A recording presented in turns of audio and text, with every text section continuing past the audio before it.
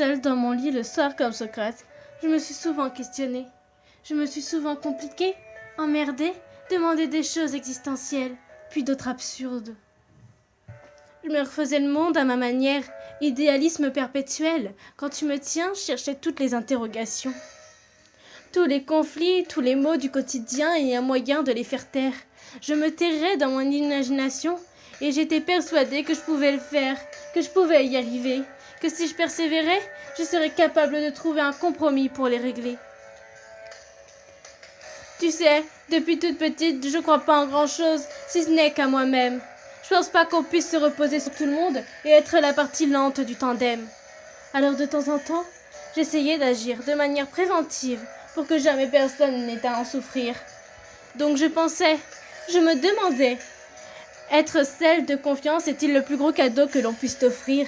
Je me demandais pourquoi les hommes se font la guerre sans belliqueux, que ce soit par fierté pour leur ego ou en appartement pour des motifs religieux. S'aimer les uns et les autres, c'est cool, non? Pourtant, pour les intérêts individuels, l'argent, les bails, c'est cool tant. Je me demandais pourquoi les races, le statut social définiraient la valeur. J'ai vu tellement d'amour, de personnes délaissées à la rue sortir de leur cœur. Mais lassées sur le trottoir dans le froid, une fausse allure repoussante, subissant les regards noirs car l'humain, poussé d'eux-mêmes qui tombent dans une descente. Je me suis demandé pourquoi le harcèlement cyber, moral, physique ou sexuel. Depuis quand on empêche les personnes de faire ce qu'ils veulent, d'être ce qu'ils sont?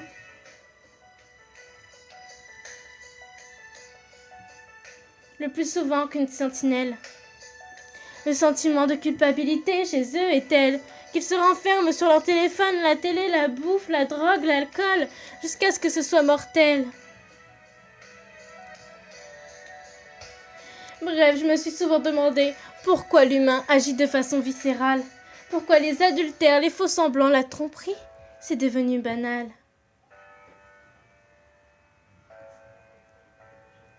On a déjà du mal à accorder un peu de confiance, et c'est pas pour rien. C'est parce qu'on sait qu'à tout moment, les sentiments peuvent se rompre, et face à ça, on reste incertain. Je me suis aussi demandé pourquoi, depuis peu, je pense souvent à toi. Pourquoi je voulais te voir? Pourquoi mon sens de la logique disparaît quand on parle le soir? C'est vrai, j'ai souvent les mots, mais face à ça, face à toi, je les perdrais, ne sachant pas où donner de la tête, comme si je courais dans une roue qui tourne sans arrêt, qui tourne sans arrêter. Je me cache derrière une image neutre et j'évite de dire ce que je pense pour éviter de te faire fuir et de provoquer l'ultime silence.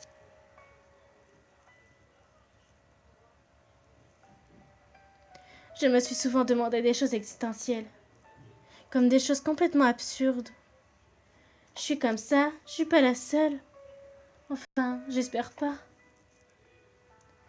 Alors on en parlera ensemble, l'histoire de savoir ce que tu diras.